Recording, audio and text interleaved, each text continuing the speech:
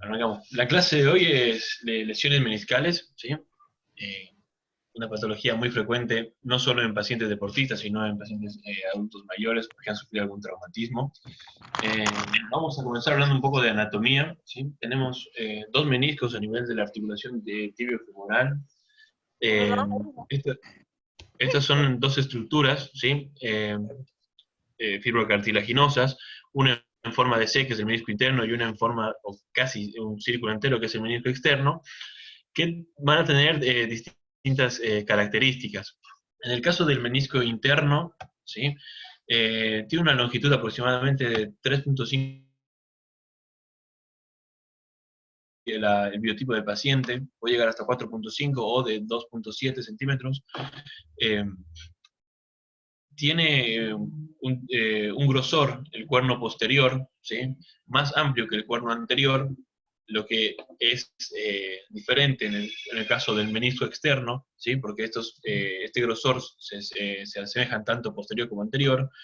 La inserción del cuerno anterior, ¿sí? Está dada en la fosa preespinal a 7 milímetros de la inserción del ligamento cruzado anterior en su inserción distal, y a su vez, esta tiene relación o una fijación por el ligamento transverso, ¿sí? El ligamento transverso une el cuerno anterior del menisco interno con el cuerno anterior del menisco externo y recibe ciertos haces del tendón rotuliano.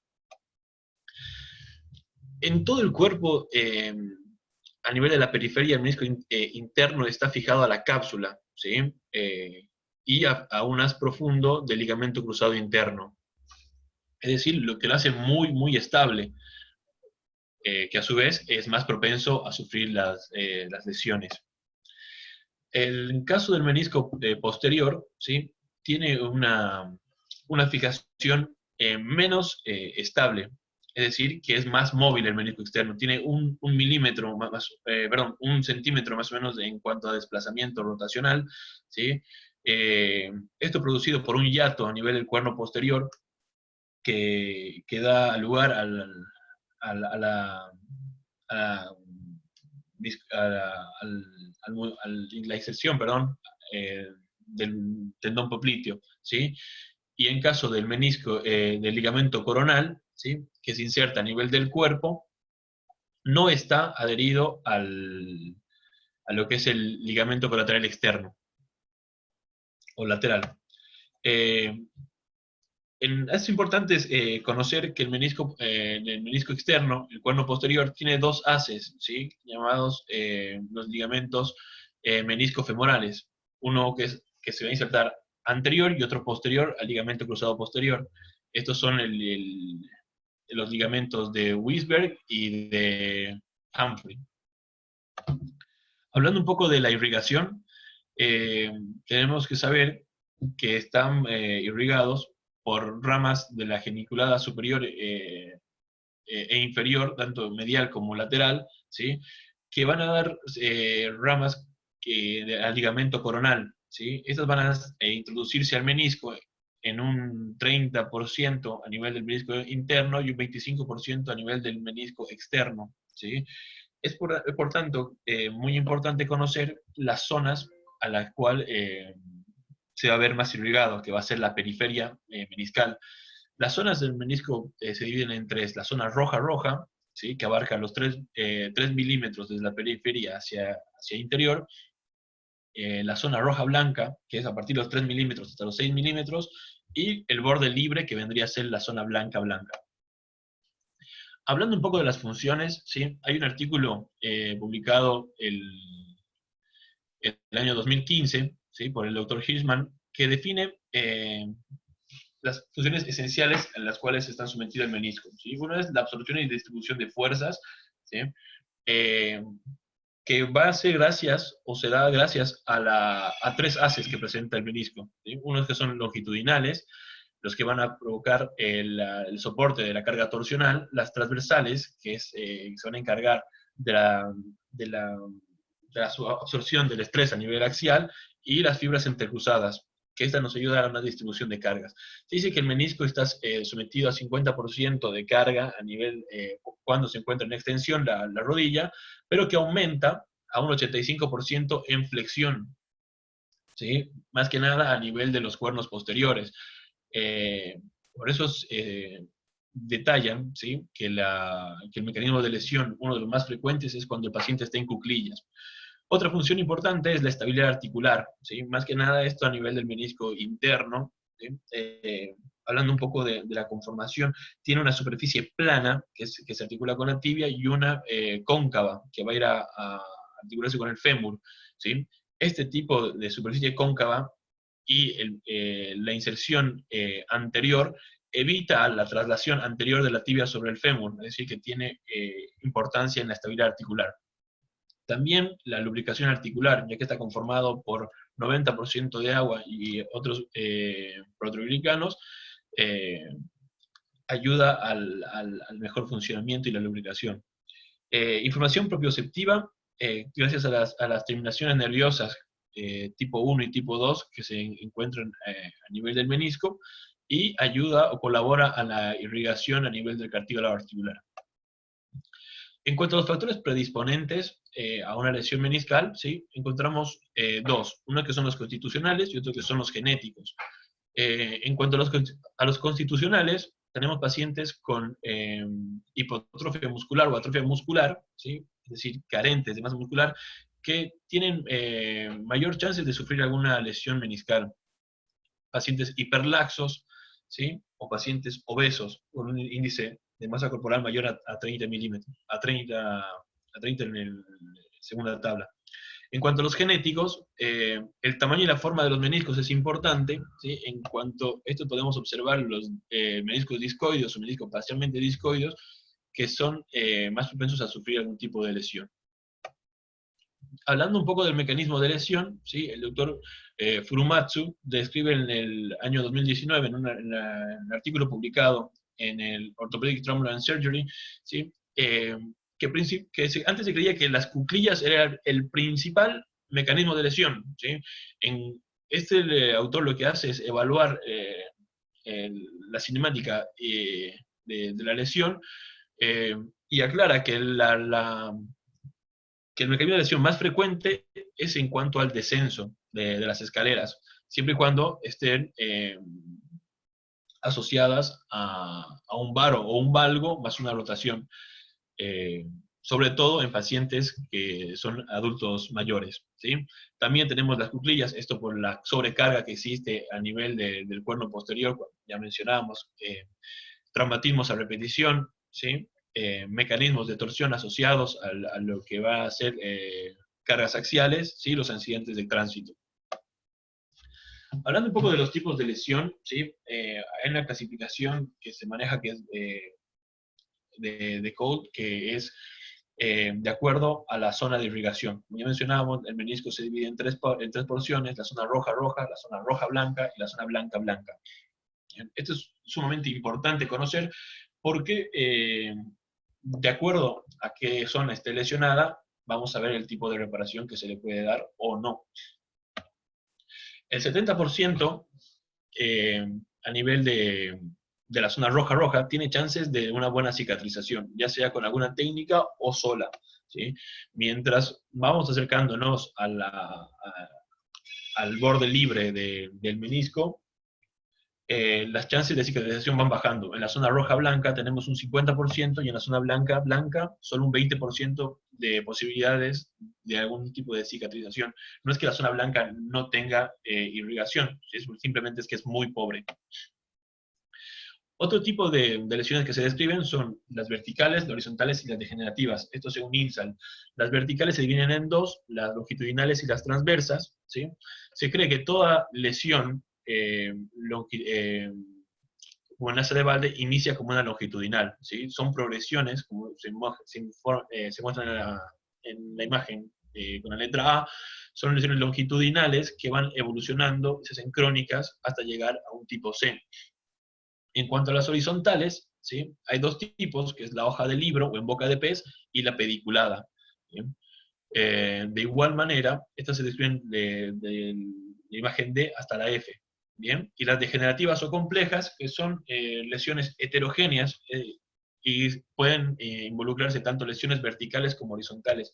Esta es otra imagen, ¿sí?, que demuestra que las lesiones verticales pueden ser incompletas o completas.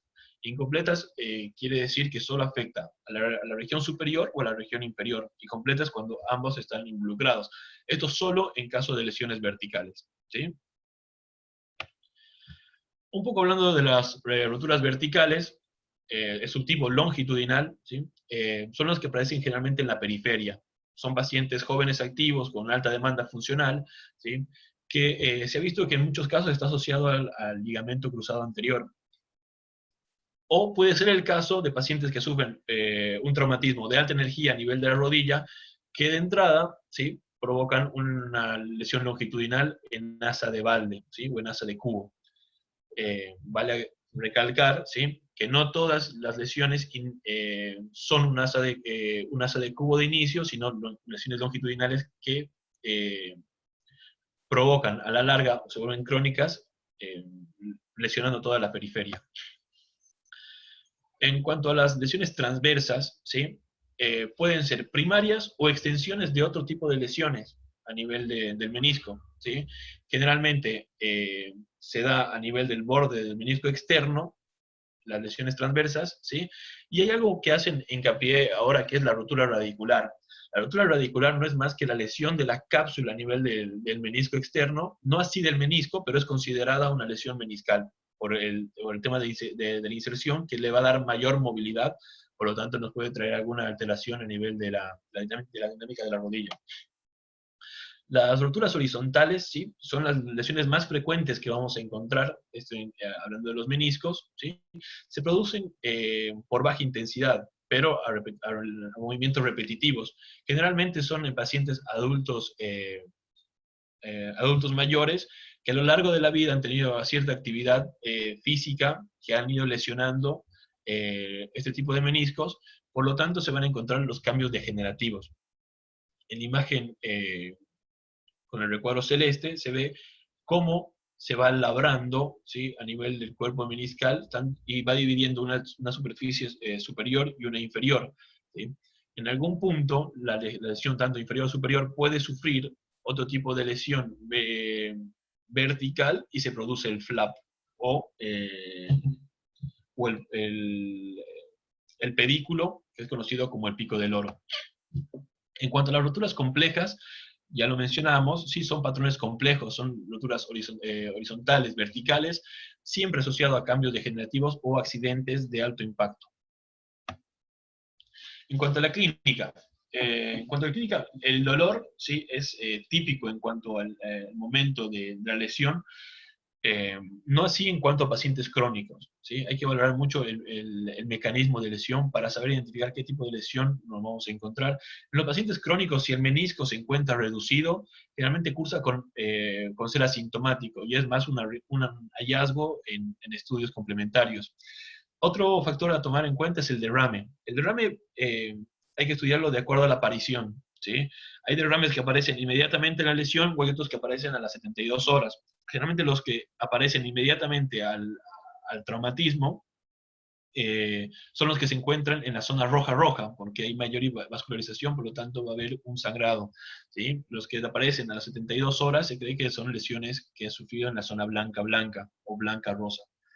El chasquido, esto va a ser, depende a qué tipo de lesión nos encontremos, puede ser provocado por un asa de balde o un pedículo luxado, y los bloqueos articulares, ¿sí? Los bloqueos articulares igual vamos a dividir en crónicos y agudos. Los agudos va a ser por traumatismos de alta energía, y los crónicos va a ser ya sean lesiones en asa de balde o lesiones longitudinales que han sufrido algún tipo de luxación, ¿sí?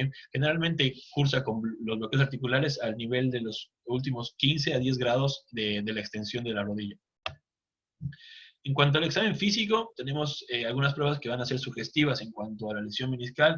Una de esas es la prueba de Steinman, ¿sí?, que es el paciente sentado a nivel de la camilla del explorador. Lo que hay que tener en cuenta es que vamos a mover el pie con ambas manos, y siempre el talón, ¿sí?, va a apuntar al menisco que estamos evaluando. En este caso, como muestra la imagen, se da una rotación externa al pie y a la pierna, ¿sí? Por lo tanto, vamos a ir a evaluar lo que es el menisco interno. Y de igual manera, si damos una rotación interna, vamos a evaluar el menisco externo. Esto, si produce dolor, ¿sí? Es sugestivo a una lesión meniscal. La prueba de Apley es un procedimiento en el cual el paciente está en decúbito ventral, ¿sí? Y lo que hacemos es dar la misma rotación, tanto externa como interna, ¿sí? Y vamos a comprimir, ¿sí? El pie, cosa que el menisco empieza a triturarse contra el cóndilo. Si se provoca dolor, ¿sí? Es una prueba de Apley positiva, ¿sí? Y si hacemos la descarga, es decir, la tracción del pie y afloja el dolor, bueno, es confirmado que es una lesión meniscal. La prueba de McMurray, ¿sí? Es el paciente en decúbito dorsal con una flexión de cadera de 90 grados, una rodilla de 90 grados. Vamos a provocar nuevamente las rotaciones a nivel del miembro de la pierna y del pie, ¿sí? Siempre tratando de palpar lo que va a ser el ligamento coronal, ¿sí? Más que nada esto se puede palpar a nivel menisco interno. Y vamos a dar la rotación externa y la extensión, ¿sí? Esta prueba cursa con dolor y a nivel de la extensión, si se escucha el chasquido, es una prueba de McMurray positiva. Hay otra prueba como la de Braga, que solo se utiliza a nivel del menisco interno, ¿sí? Que es similar a la prueba de McMurray, ¿sí? Pero esta es presionando donde vendría a insertarse el ligamento coronal del menisco medial, ¿sí? Y dándole rotación externa. ¿Sí? Si el paciente le provoca dolor, es una maniobra de Braga positiva. Siempre estas pruebas tienen que ser acompañadas de un examen físico completo, ¿no?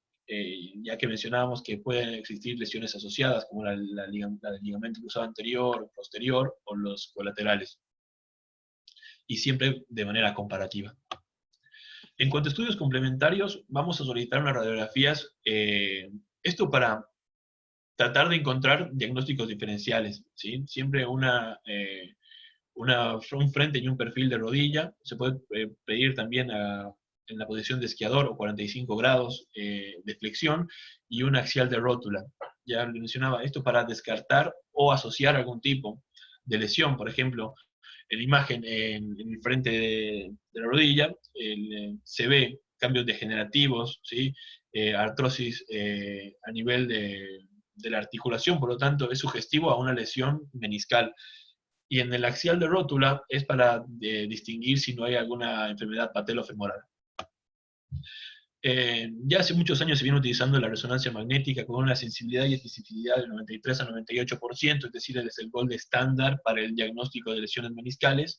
Y con estas imágenes vamos a mostrar más o menos cómo se representan las lesiones y de qué tipo a nivel de la resonancia. Las lesiones horizontales se pueden observar tanto en los cortes coronales como en los parasagitales, ¿sí? Como una imagen horizontal que discurre a través de todo el cuerpo del menisco. No así la longitudinal, ¿sí? Que va a ser más, se va a poder evaluar mejor en los cortes parasagitales. Son pequeñas líneas, ¿sí? Que aparecen, que no modifican el nivel, ¿sí? Que ya vamos a mostrarle como en otros casos. Las lesiones radiadas, que que de todas maneras se aparecen en los cortes parasagitales, ¿sí? Se asocian a lesiones quísticas o quistes parameniscales. Las lesiones oblicuas, ¿sí? La característica de la lesión oblicua, como les mencionaba, aparece en una región, ¿sí? Y de acuerdo al nivel del corte van a ir migrando, ¿sí? Como en este caso en imagen 1 aparecen más hacia anterior y en la imagen 2 se hace más posterior la lesión. Las lesiones complejas, si no tienen una forma homogénea, es decir, tenemos lesiones verticales y horizontales que nos hacen sospechar de una lesión compleja, ¿sí? Las lesiones en asa de Balde, que en el corte parasagital existe la lesión del doble cruzado posterior, es decir, la flecha ancha nos muestra el cruzado posterior y la flecha delgada nos muestra la imagen o la luxación del menisco que te da esa imagen de falso ligamento posterior. Y en el corte coronal, ¿sí? La intrusión que aparece del menisco a nivel de los intercóndilos. Una patología muy importante es el meniscal root, que es decir, la luxación que existe a nivel del cuerno posterior del menisco externo. Esta lesión si bien es identificada en un inicio por la clínica que presenta, tiene que ser reparada sí o sí, ¿sí? Porque justamente cuando se lo encuentra en casos crónicos es una indicación de la meniscectomía total y eso le cambia rotundamente la calidad de vida al paciente. Las lesiones en rampa, que es lo que mencionaba, que no es una lesión prácticamente del menisco, pero sí se la considera, ¿sí? Que son lesiones a nivel de la cápsula articular, correspondiente a la región del menisco externo. En cuanto a los diagnósticos diferenciales, tenemos la plica sinovial, la gonartrosis, ¿sí? Por la clínica que puede presentar, la patología patelofemoral y la osteonecrosis.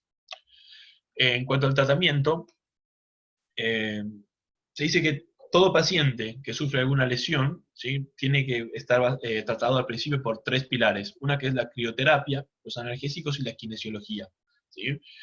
Si el paciente mejora con esto, bueno, se podría ir controlando en tiempos espaciados. Si el paciente no mejora la clínica, ¿sí? Pasaríamos a presentar algunas indicaciones quirúrgicas. Por ejemplo, un dolor continuo, a pesar de una buena rehabilitación, es indicación de una cirugía, más en pacientes adultos jóvenes, ¿sí? Y con lesiones irreductibles de los meniscos, como un menisco luxado en asa de balde. Cuando no se opera, ¿sí? Hay un artículo publicado en 2017 del doctor Kirch, ¿sí? En los que menciona que los pacientes con patología degenerativa, ¿sí? Mayor a un grado 3 en cuanto a la gonartrosis, no tienen indicación quirúrgica en cuanto a una técnica de reparación, porque el paciente va a ir mal, no tiene buena expectativa de vida ese menisco. Por lo tanto, se optaría de manejarlo con tratamiento incruento hasta que evolucione los cambios degenerativos. En cuanto al tratamiento quirúrgico que se le propone al paciente, ¿sí? Hay varias técnicas, ¿sí? Esto menciona el artículo publicado en el 2011 en el Knee Surgery Report, los cuales hacen hincapié a que la meniscectomía parcial, si bien es una cirugía más rápida, con menos demanda por parte del cirujano en cuanto a la técnica, una recuperación más rápida, menos lesiones asociadas, se ha visto que la meniscectomía parcial trae consecuencias a un corto plazo, ¿sí? En 5 años han aumentado los casos de gonartrosis después de una meniscectomía parcial. ¿Por qué? Porque el impacto que va a tener el cóndilo femoral contra el platillo aumenta la superficie de carga en un 300%, es decir, acelera el proceso de degeneración.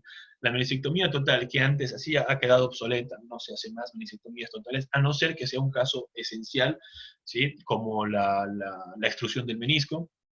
Por lo tanto, ahora lo que se tiende a hacer, o lo que se tendría que hacer, si bien es baja el porcentaje de cirujanos que lo realizan, es la reparación meniscal. Entonces, ¿qué hacemos? La reparación meniscal, en primer lugar, tenemos que tener en cuenta la localización, ¿sí? En la lesión del menisco. Hay algunos autores que mencionan que solo la zona roja y la zona roja-blanca deberían ser reparadas, ya que la zona blanca-blanca no tiene grandes chances de recuperación. O hay otros que defienden que sí, la zona blanca también debería ser reparada, esto porque por más que no tenga buenas chances de cicatrización, lo que estás haciendo es aportarle un poco más de estabilidad a la articulación, ¿sí? Y aumentar la superficie de carga para que no se produzcan o no aceleren los cambios degenerativos. En cuanto al tiempo de evolución, no hay un reporte claro de cuándo operar lesiones o agudas o crónicas, a no ser que estén luxados, ¿sí? Pero siempre y cuando el paciente no curse con dolor, por más tenga años de lesionado, no se opera.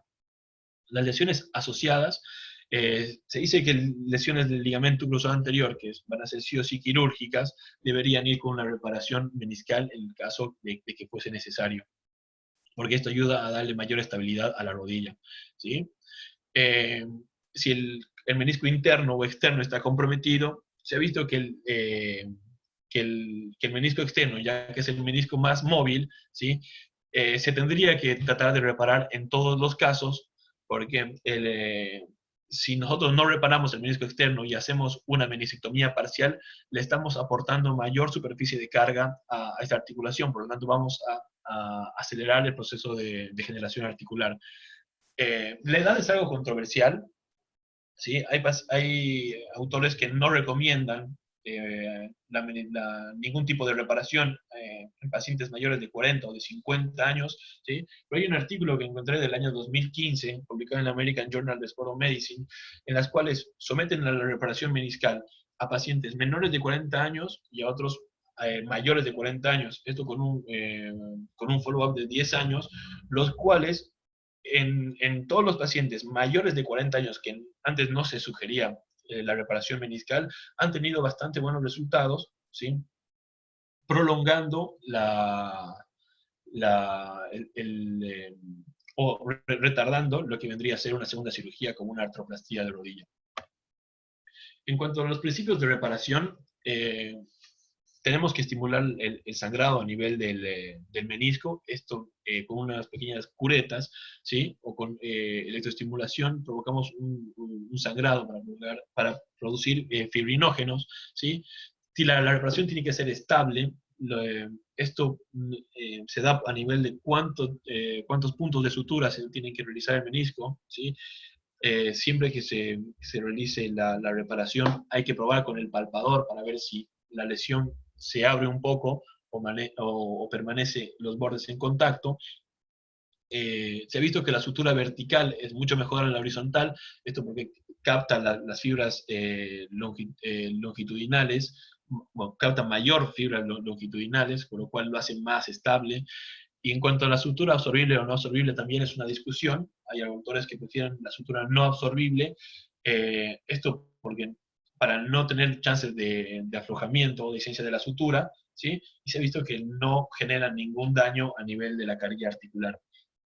Y bueno, en lesiones degenerativas, tratar de reparar los meniscos o hacer pequeñas extirpaciones de los mismos. Bueno, en cuanto a las técnicas de reparación, hay tres técnicas bastante bien definidas, que son de dentro para afuera, de fuera para adentro y todo adentro, ¿sí? Esto se ha ido evolucionando a medida que pasa el tiempo, y junto con esto, los materiales que se pueden utilizar. Ahí las suturas de primera generación, que desde el 1960 se vienen utilizando, de segunda generación, que son tacos, grapas, tornillos, ganchos, que en algún momento sí se podría utilizar dependiendo del caso. Creo que lo que más se está utilizando es una de tercera generación y las suturas, ¿sí?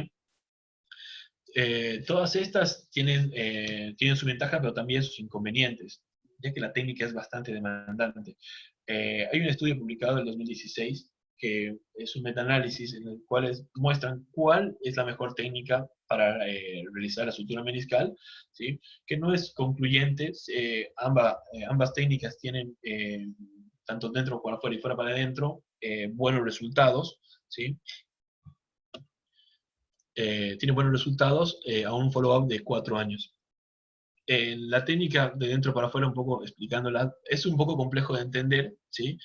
Se utilizan los dos portales artroscópicos principales, el anterior interno y anterior externo, ¿sí? Y uno que va a servir como puerto para la sutura, ya sea el menisco externo, que vamos a tener un portal posterior externo, y el posterior interno en el caso del cuerno posterior del menisco interno. En la imagen 1 se muestra cómo ingresa la aguja, ¿sí? Esta es la aguja, con un hilo, ¿sí? Que va a atravesar el menisco y va a salir por la cápsula articular, como en esta imagen se puede observar, ¿sí? En la imagen 2, ¿sí? Aclaremos que el hilo está unido con otra aguja, ¿sí? Es decir, son dos agujas con un hilo. Primero se atraviesa una y luego se atraviesa la otra, ¿sí? Todo por dentro y saliendo por la cápsula. En la imagen 3 se muestra más o menos cómo queda un loop, ¿sí? A nivel del borde móvil del menisco y las dos agujas fuera de la cápsula articular. Y ahí se produce la sutura. Como mencionaban, ese tipo de suturas tienen que deberse a la estabilidad. Mientras más suturas se realicen, mayor estabilidad generas al menisco. Esta es una imagen artroscópica de cómo se ve por fuera, ¿sí? Este es el puerto accesorio que tenemos que tener para la sutura a nivel de la cápsula articular. Y este es un paciente con una asa de balde, ¿sí? Con una imagen artroscópica reparada. En cuanto a la técnica de dentro por fuera, ¿sí? Prácticamente es lo mismo, pero las agujas van a ingresar a través de la cápsula hacia el menisco, ¿sí? Ingresa, ¿sí? Con una aguja, un loop, de externo a interno, ¿sí? Se introduce otra aguja, ¿sí? Con otro hilo, y vamos a pasarlo en medio del primer loop. Traccionamos, ¿sí? El primer loop que teníamos, ¿sí? Atrapando el segundo hilo. Sacamos la aguja, ¿sí? Y como la imagen de abajo a la izquierda muestra prácticamente representación con el dibujo, cómo atrapamos el hilo y lo traemos. Es decir, tenemos un cabo superior, ¿sí? Y un cabo, que va a quedar inferior, ¿sí? Traccionamos, es decir, nos traemos el cabo inferior con el loop y la sutura se produce a nivel de la cápsula. Esta es la técnica de fuera para adentro. La verdad es que la técnica de todo adentro, ¿sí?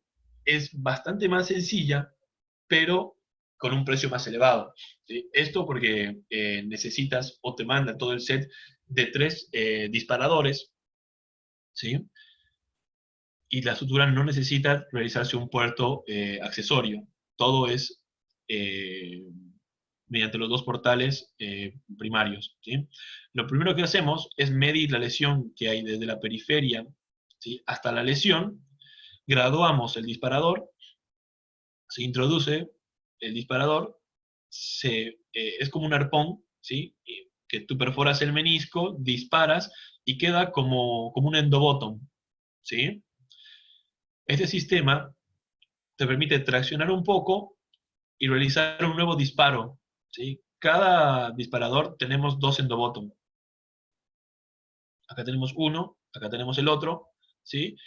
Los cuales ya vienen entrecruzados y solamente haces los 2 disparos y traccionas, provocándote el afrontamiento de los bordes lesionados, ¿sí? Luego cortas el hilo y se terminó el punto. Esta técnica es bastante sencilla, pero le digo, el costo del material es bastante elevado. ¿Qué método elegir? ¿Sí? El de adentro para afuera es una de las técnicas más utilizadas y se conocía como el gold estándar en cuanto a la reparación, hasta que apareció la técnica de todo dentro, ¿sí? Esto es lo que menciona el doctor Choi en el American Journal of Medicine, en cuanto operaron 14 pacientes, ¿sí? Con el método de todo adentro y 34 con el método de adentro para afuera, ¿sí? Y en conclusión, no hay diferencia de cuál técnica es mejor en cuanto a resultados, tanto imagenológicos como clínicos. Ambas técnicas fueron satisfactorias para los pacientes en el seguimiento. Otro análisis, un metaanálisis que muestra el doctor Kang, publicado en la Knee Surgery and Related Research, esto en el año 2019, recluta 9 artículos, ¿sí? Recluta 6 artículos en los cuales no encuentra diferencias significativas entre las técnicas, ¿sí? Todos concluyen de que ambas técnicas son bastante eficientes para la reparación meniscal, ¿sí? La única diferencia es que al realizar la técnica de dentro para afuera, ¿sí? Con el portal accesorio, el posterior, ¿sí? Ya sea interna o externa, hay mayor posibilidad de complicaciones, esto por daños neurológicos que puede haber, ¿sí? El peroneo y el sural en respectivo caso. Hay un metaanálisis, ¿sí? En cuanto a los trasplantes meniscales, ¿sí? Que se estudiaron 9 metaanálisis previos, valorando 694 rodillas, 287 mediales y 407 laterales, con un follow-up de 10 años, ¿sí? Con trasplantes meniscales, y valorados con el score de Leeson. ¿Sí? Esta es una escala en la cual te muestra la flexo-extensión de la rodilla, ¿sí? Y el diferente grado que tiene para desarrollar una vida cotidiana, ¿sí? En los cuales los trasplantes meniscales han tenido grandes resultados eh, en personas que se les da una chance más, no tanto para reparación meniscal, pero sí para prolongar el tiempo de la artroplastía. Hay una sobrevida de 85% a nivel de los trasplantes meniscales internos y 89% a nivel de los trasplantes meniscales externos. Esto ya mencionamos en un follow-up de 10 años, pero a partir de los 10 años esta sobrevida cae a una vida media de 52% para el medial y un 56% para el menisco lateral. De todas maneras, 10 años que prolongamos la prótesis, la verdad que me parece un resultado exitoso. Esto también es apoyado, ¿sí?, por un metaanálisis que presenta el Clinical Sport Medicine, que comprueba en un estudio y verifica que estos resultados son fidedignos. Hay una técnica que es el trasplante sintético, que es mencionado como el futuro en cuanto a la reparación meniscal en casos de pacientes que no sean candidatos a una sutura, ¿sí? Eh, Esta es una publicación de American Journal of Sports Medicine, en el cual el doctor Kurzweil utiliza un policarbonato de uretano. Este estudio fue provocado en un laboratorio, ¿sí?, con huesos cadavéricos, en las cuales son sometidas a diferentes cargas, ¿sí? Lo bueno de esta técnica es que este trasplante sintético no necesita fijación, ¿sí? Simplemente se lo inserta como una cuña, eh, y tiene una sobrevida, por lo que calculan, mayor a 20 años, ¿sí? Las indicaciones en estos pacientes serían en adultos jóvenes con dolores postoperatorios, post-mesiectomías, con pacientes artrosis moderada, no severa, y unas lesiones articulares mayor a 25%. El único inconveniente es que falta bibliografía que lo apoye. Es un estudio del 2018 que todavía se encuentra analizándose, pero ya está aprobada por la FDA y ya se está utilizando en Europa. En cuanto a la rehabilitación,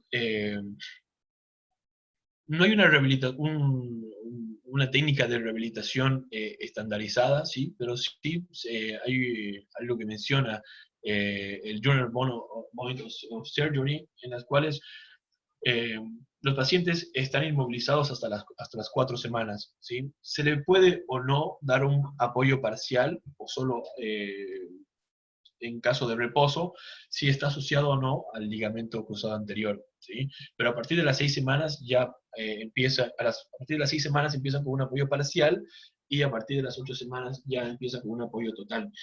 Los rangos de movilidad empiezan a partir de la 4ª semana prácticamente a nivel pues, pasivo, ¿sí? Sin hacer carga de la articulación, hasta los 90 grados, hasta la 8ª semana, y a partir de la 8ª semana no hay restricción para esta. Y en caso de cargar peso y realizar, como va a ser la cuclilla, ¿sí?, podemos mencionar esto a partir de la 6ª semana.